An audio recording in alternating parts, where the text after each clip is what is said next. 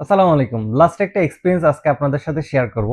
এক ভদ্রলোক আমাদের কাছে ফোন দিয়েছিল। তিনি আমাদের কাছ থেকে ২-৩ বছর আগে কিছু পণ্য ক্রয় করেছিল। তার কিছু পণ্যে সমস্যা দেখা দিচ্ছে। তো স্বাভাবিকভাবে যখন আমাদের কাছে কোনো কাস্টমার এরকম ফোন দিয়ে থাকে, আমরা সাথে, সাথে বলে থাকি, "আপনার যেহেতু পণ্যতে সমস্যা হচ্ছে, আপনি পণ্যটা খুলে নিয়ে চলে আসেন।" তো স্বাভাবিকভাবে উনিও পণ্যগুলো খুলে নিয়ে আসছেন। পরে আসার পরে দেখা যাচ্ছে পণ্যগুলো আমাদের কাছ থেকেই ক্রয় করা না। কিন্তু উনাকে যখন আমরা বিভিন্নভাবে ব্যাখ্যা দিচ্ছি, বুঝানোর চেষ্টা করছি, "আমাদের পণ্যটা এরকম, আপনি যেটা নিয়ে আসছেন এটা হচ্ছে এরকম। বাট এই পণ্যটা আমাদের কখনো বিকৃত পণ্য নয়। ইভেন কি আমরা এই পণ্য নিয়ে কখনো কাজ করি না বা করিনি।" তো উনি বারবারই ক্লেম করছে, "আমার বাড়ির যতগুলো পণ্য রয়েছে আমি সবগুলো আপনাদের কাছ থেকে ক্রয় করেছি। আমি কেন মিথ্যা কথা বলব?" অনেক এটা নিয়ে প্রায় অনেকক্ষণ তার সাথে বাকবিতণ্ডা বেজে যাচ্ছে। এক পর্যায়ে উনি আমাদেরকে হুমকি-দামকি দিচ্ছে সে আইনের আশ্রয় নিবে। তো পরবর্তীতে হঠাৎ করে আমার মনে প্রশ্ন জাগলো, যেহেতু সে আমাদের কাছ থেকে পণ্যগুলো নিয়েছে, তার কাছে আমরা বিলটা চাওয়ার চেষ্টা করি। যখন তার কাছ থেকে আমরা বিলটা চেয়ে বসলাম, তো স্বাভাবিকভাবে উনি বিলটা দিতে ব্যর্থ হলো। যাই হোক, আমরা যেকোনোভাবে রিকভারি করে উনার বিলটা খুঁজে পেয়েছি। পরবর্তীতে বিলটা খুঁজে পেয়ে দেখা যাচ্ছে উনি যে পণ্যটা আমাদের কাছে ক্লেম করার জন্য নিয়ে আসছে, ওই পণ্যটা তার কাছে বিক্রি করা হয়নি। পরবর্তীতে দেখি উনি একটু হালকা চুপচাপ হয়ে গেল। উনাকে যখন ব্যাখ্যা করে বলছি, "আপনার ইনভয়েসে কিন্তু এই পণ্যটা টোটালি আমরা ইনভয়েসে করিই নাই, তাহলে এই পণ্যটা আসলো কিভাবে?" বাট ওখানে ইনভয়েসের মধ্যে একটা পণ্য মিলে গেছে। এখন স্বাভাবিকভাবে বাজারে তো যেহেতু অনেকগুলো পণ্য রয়েছে, অবশ্যই কিছু